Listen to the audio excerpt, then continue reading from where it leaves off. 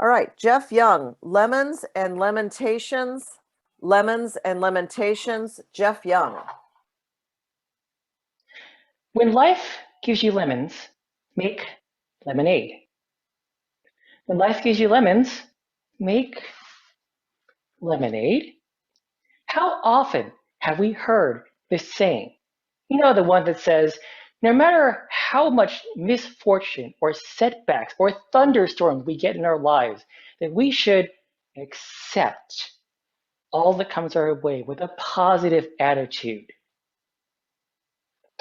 What a myopically trite saying that is. It's not even new. It's been around since the 1800s. It's not even trendy. Friends, guests, fellow Toastmasters, tonight I'd like to deconstruct, re-examine this so-called positive lemonade and see if its efficacy is good enough to make our problems just mystically vanish. First of all, I'd like to ask you, how many of you actually make your own lemonade? I remember when I was a kid, I used to reach up on a chair on the top shelf and drag down that giant can of Country Time lemonade and mix up a batch of watery tasting lemony stuff.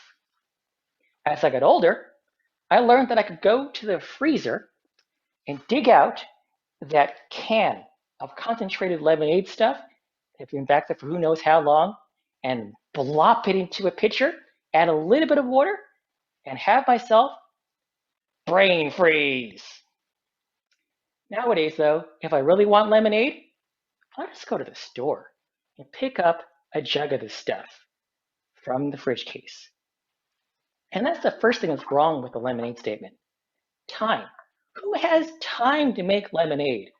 Most of us out there are too busy squeezing every single moment out of every single day.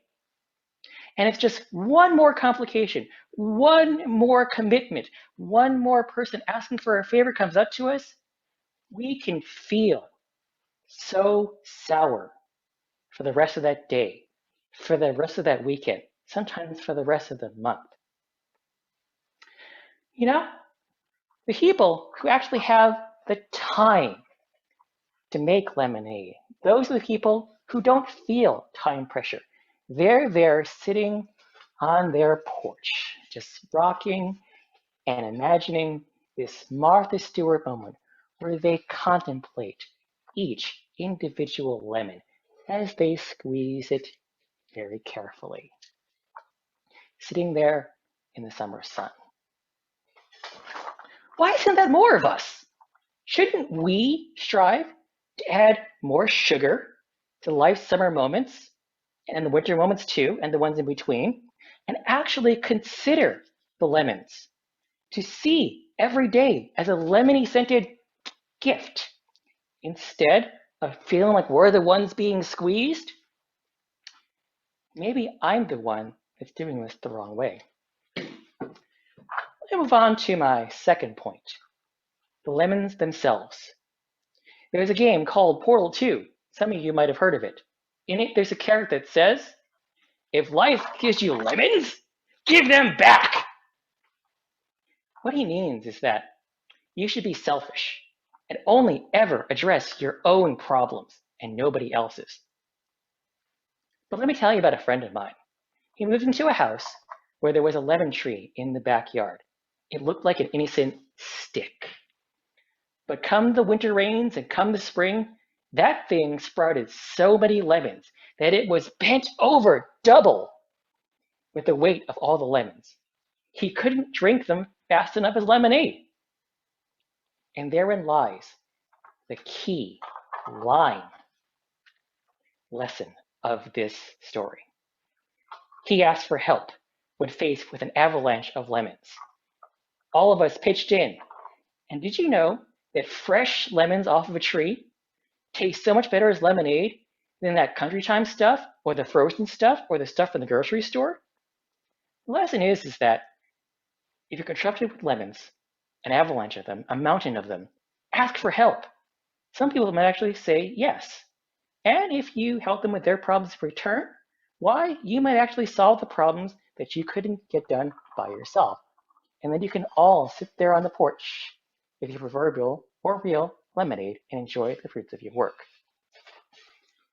I'd like to wrap up with one third story, courtesy of my mother, who was dining in a Peruvian fusion restaurant.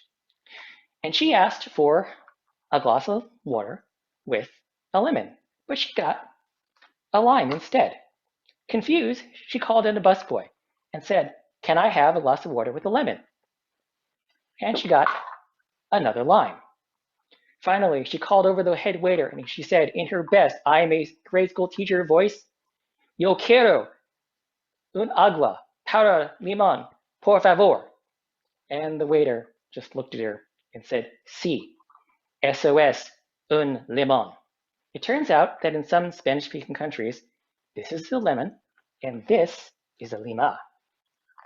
The next time you worry about whether or not you've got lemons, make sure that you don't have a sublime problem where you might have mistaken a translation.